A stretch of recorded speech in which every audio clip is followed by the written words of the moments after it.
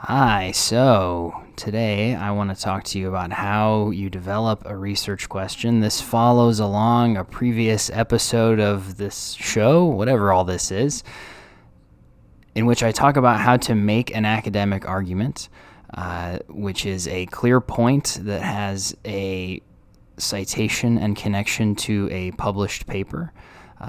So you would start with a point of your own. You would cite a piece of evidence that backs up your point, and then ensure that you have proper style citation of that piece of evidence. And then there's another video in which I talk about weaving several of those arguments into a story, how you might build an argument over the course of a paragraph so that you make a cohesive and convincing point at the end of it. And I sort of sideways mention in the weaving arguments video that the story you draw is going to inevitably have some holes in it potentially, but definitely an ending. And so the question is, what happens after the ending? What should you do next? The answer to that question is new research. And so this is the inspiration for the starting point for how you might try to think about developing new research questions. In that previous video, I mentioned trying to think about what's missing from an article while you're reading it. I say you should write down questions you have as you read and think about whether you can answer those questions when you're finished reading. And if you can, great. And if you can't, you either missed it in the reading, which is certainly possible. Reading psychology papers is not the easiest task in the world, and it can be tougher when you're new to it and tougher when the writing's not good. But if the answer is no and you're confident that it's no, you may have discovered an idea. You may have come up with a new research question. So it can be useful to go do some searching of the literature to figure out if what you've come up with is in fact new, or if someone else read the paper you read and had a similar question and went out and got the answer. And if that's the case, then cool, you have an answer to your question. It's also possible that you have a different perspective than the author, unless you're a very similar person and researcher. So think about whether any of your personal knowledge or ideas could inform that research. Let's say you're reading a study on motorcycle accident proneness, something about whether other drivers notice motorcycles in the road, and you, as a driver of a motorcycle, have an intuition about some feature of the research that's wrong or that's a little different in the real world. That kind of thing can inform good future research. The author might also communicate these kinds of ideas to you themselves. Do they outline their own next steps? Do they call for a certain thing to be learned in future research? And if they do, great. Do you agree? Do you think there should be different steps? And if not, what next steps would you take? Or if you do like their steps, what would come after the ones that they suggest? And then the last question to think about potentially two final questions that I give in the previous video. How and how well does this work apply back to the real world? Can it apply back better, or does it not need to? And then get technical. Think about whether there might be confounding variables or other variables that might contribute in a meaningful way to the effect that the researchers are looking at, and start thinking about whether those things could be investigated in future work. So with that review sort of completed, in this video I want to talk about how you might build a meaningful research question from an idea you have more or less out of nowhere. Because you can certainly come up with ideas that are extensions of others, that are the next steps in a long line of research, but it can also be rather exciting to come up with an idea that comes from your everyday life, or that comes from a place you don't think anyone has done any investigation yet. So when you do that, the main thing you're going to have to do is search the literature for related material to ensure your idea hasn't already been done. So we'll talk about how to go about that too. I had this experience recently, and I used one of the methods I'll recommend here, which is ask an expert in the area you're thinking about. And so I was thinking about the kind of feeling where You take a break from work, and then when you get back, you're excited to get back to work. Like, oh, I'm looking forward to finishing this thing that I know is going on, or I want to start this new task that I didn't start before my time off. Whether we're talking about like overnight or a vacation or whatever it is, and or going on a cookie run, which is number 2 here. And so my thought is that there are certain people who are very highly motivated in their work, and I wonder whether those people feel that kind of refreshed, can't wait to get back at it feeling after shorter breaks than people who are less motivated. And so I texted this to a friend who's always thinking about motivation. He's a motivation researcher, and he answered with all kinds of perspectives and expansion of some of the ideas. And so these questions and answers, again, are one way to think about how to turn an idea into something researchable.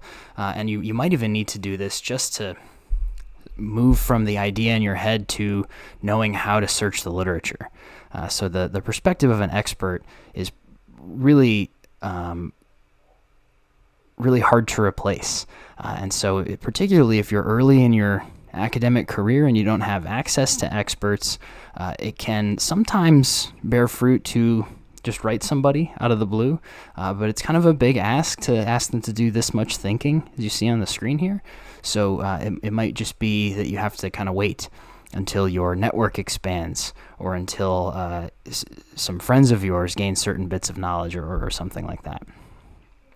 But all that aside, let's talk about some more concrete steps you could take. Okay, step 1, have a question. Have an intuition, have a thought, be annoyed by something, whatever it is that inspires your idea. So step 2 is to do the background research. And if you can't figure out how to do it, one conclusion could be that it's a little too far outside your expertise. Like if you can't come up with the right keywords, then it might not be something that you want to do work on. But if you don't have a particular expertise and you're just new to this and not sure how to do that research, I would say try to get in touch with an expert or consult a textbook. See if even if you have an intro psych textbook, it might give you some basic ideas to start from, or if you have a textbook in the area of your idea, that would be probably an even better resource. Or as you do that research, you'll kind of figure out what some folks call the problem space. What variables are relevant to this question? What do people typically find in this area? And what are the main theoretical approaches to these kinds of research questions? And so as you do the background research, even if you're starting from a place where you're not sure how to begin, you can usually work your way toward learning these 3 important things about the problem space. And so once you've completed number 3, which by the way can take weeks or months, even I'll say even years. I mean, getting proper expertise in an area of psychology can certainly take years. Then you can start to work on identifying gaps in the literature, things that you perceive to be errors, or next steps that are yet to be completed. And even beyond that, you can kind of zoom your way out and think about more holistic considerations, like whether you think the main theoretical approaches are all wrong, or one is much better than the other, and you can think of an interesting, novel way to find evidence in favor of that. An example I like that I heard of quite recently is that most of us think about ego, and this includes researchers of ego, in size.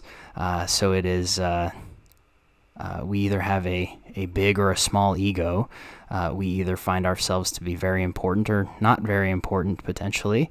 But rather than comparing issues of ego size, this researcher, Dr. Wynn, recommends thinking about ego in terms of time, because one of the ways you can cause people to feel a little less egotistical is to encourage them to think about how long time is and how small their time is in comparison to that whole length of time.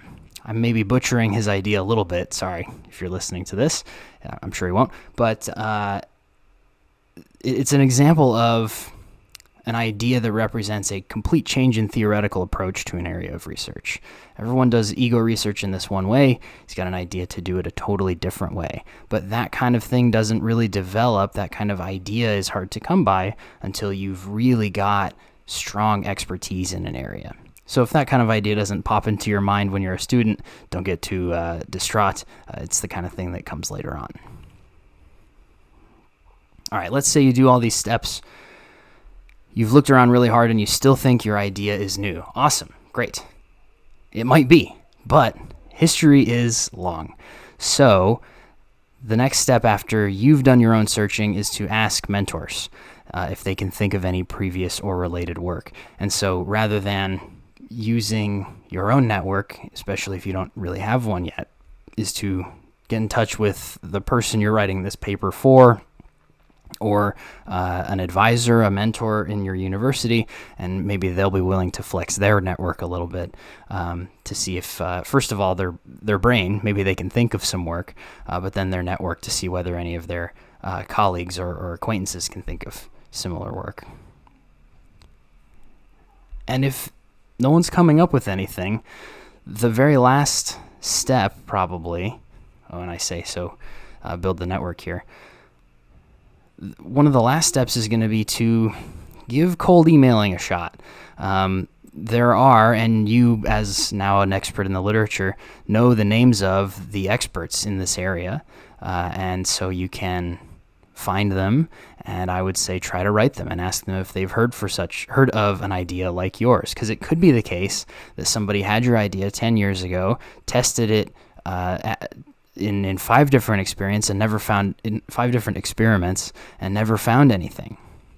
We call that the file drawer effect. So it's been tested, but no one knows about it because it was never published. It's in somebody's file drawer. And it's also possible that someone's had the idea and you just didn't find the piece of research. Maybe it was published in a book 30 years ago that's not been digitized or something like that. There's a couple extra considerations in these kinds of emails. You want to be careful not to offend somebody. Some people are quite prickly when they get emails like this. You don't want to sound like you're challenging their work, or like you don't want to come in really hot and say like, I think you're wrong. You want to be polite and courteous in these kinds of emails. And if you are, you can make inroads for collaborations down the road, which is of course better for science and everybody.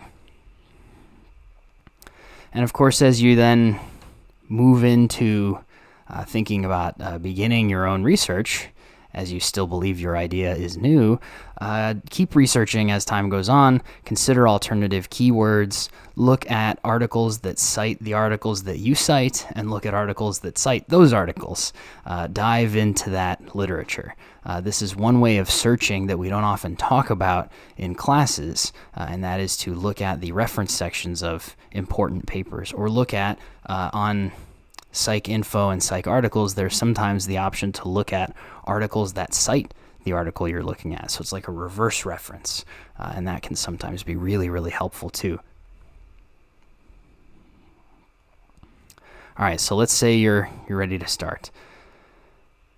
You got to do a little more research. So if your idea you have is in an applied area, you could look for basic research to inform your hypothesis. So let's say you have a question about whether people should answer a lineup correctly or incorrectly in one eyewitnessing situation. Well, you'd want to look to the basic memory research and the basic face memory research to learn about whether you think people should have good memories for criminals in one situation versus another.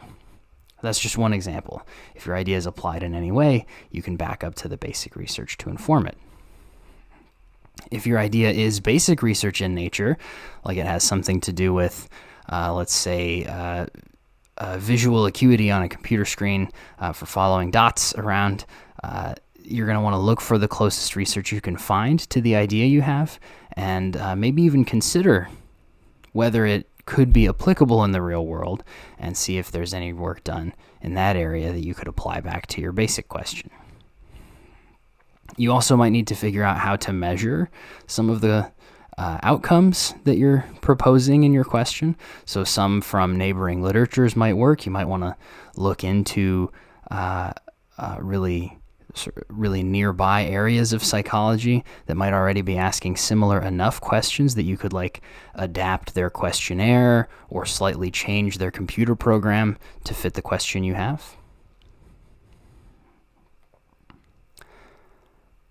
And then if the idea is in a new area for you, I think the best way to make sure that you have a strong project in the end is to seek an advisor, or even better, a collaborator from the area of research that you'd like to do.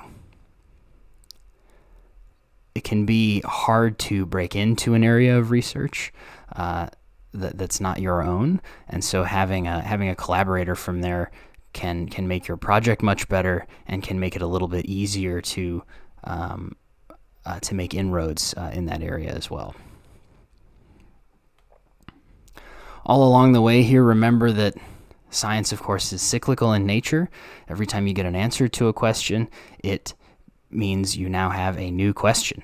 And so it can also be interesting to try to figure out what question came before yours and what question's answer made your question askable, and then what different answers to your question would make the next question be. So what would come right before your idea? What would come right after your idea in terms of the cyclical question-answer nature of science? There might be really high numbers of these questions. There might be many possible related questions, and it's important when you head down a new research road to consider them all. You need to think about what a yes answer to your question would mean, what a no answer would mean, and pretty much anything in between, and what kinds of offshoots might happen, no matter what the answer to your question is. So good luck developing your own research questions. Not an easy task, can take a long, long time. If you're being asked to do it over the course of a semester, of course, it's not going to go quite this deep, but this is hopefully enough of a blueprint that you could apply it in those short situations, or in I have a couple years, I'm going to dig way into this kind of situation. Thanks for watching.